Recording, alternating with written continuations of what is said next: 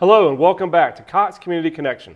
Well, now we're going to talk about an organization in Escambia County that takes care of a lot of our senior citizens and gives them activities to do in their elder years.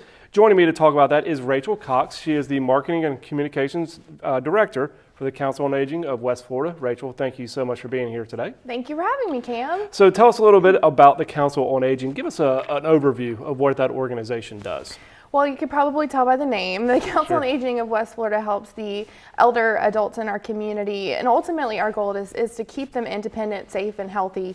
Oftentimes they want to stay in their home, so we do whatever we can to make sure that that happens. So we provide just programs that help serve those needs. Well, give us a little overview. Obviously, you have a lot of different programs that the Sure. Council on Aging offers, but give us a quick overview of all the programs that you offer, then we'll delve in a little bit deeper on some of the core programs. We have several programs. I don't know if I can go through all of them, but of course one of our banner programs, and maybe the most familiar, is Meals on Wheels. Sure. Yeah. Of course, we've got the Retreat, which is our adult day healthcare center. We've got caregiver support groups, and several other things that we do ultimately with the goal of helping our seniors. Well, let's talk about some of the ones that you mentioned. Sure. Obviously, Meals on Wheels. Everybody's heard that phrase or heard the expression Meals on Wheels, but tell us a little bit about the program and then maybe ways somebody at home that's watching right now can get involved. Sure. Well, Meals on Wheels is a program that we have where we deliver meals, obviously. Again, it's kind of intuitive, to our homebound and frail adults.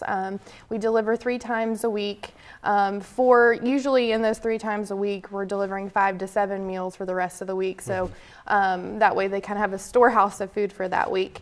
But we have delivery drivers that go out and they get a meal, they get orange juice and milk and that kind of stuff to sustain them, and it meets the 1/3 RDA requirement for the meal. So if somebody wants to sign up for this program, what kind of eligibility requirements do you have for the senior citizens? Well, it really depends. So it's really important if somebody is interested or feels like they could be eligible that they call 432-1475. That's our office line, and we'll connect them to the right person. If for whatever reason they don't are not eligible for that subsidized funding, they can also go through our private pay program. And then if somebody wants to volunteer, do they contact the office as well? Absolutely. Okay. Any special requirements for the drivers, for the volunteers there?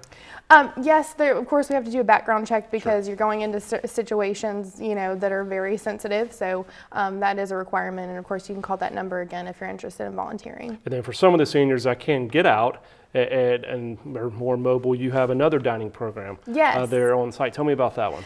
This is a really neat program. It's called the Senior Dining Site Program. It used to be the Congregate Meal Site, but it's a really neat opportunity for seniors to get out and fellowship with their friends, have a meal, they play games, bingo.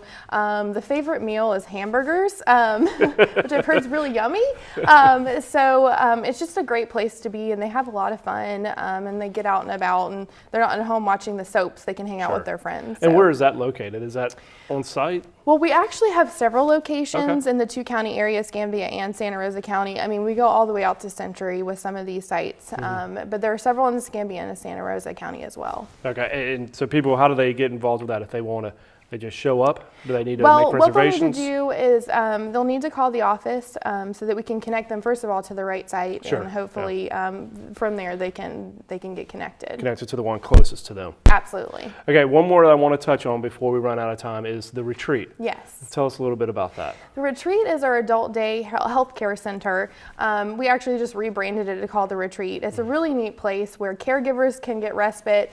Sometimes it can be an overwhelming process to care for somebody for that long period of time, and so it's kind of like dropping your child off at school, but you can drop your parent or your loved one off, and they do activities, they hang out with their friends, they eat lunch and all sorts of stuff. It's a really neat place. And like I said, that's a great opportunity for them to be with other people, not sitting around, as you said, watching their soaps and have that interaction. Absolutely. It's a great place. Well, if you wouldn't mind, please give us your website and your phone number one more time for anybody that might want to sign up.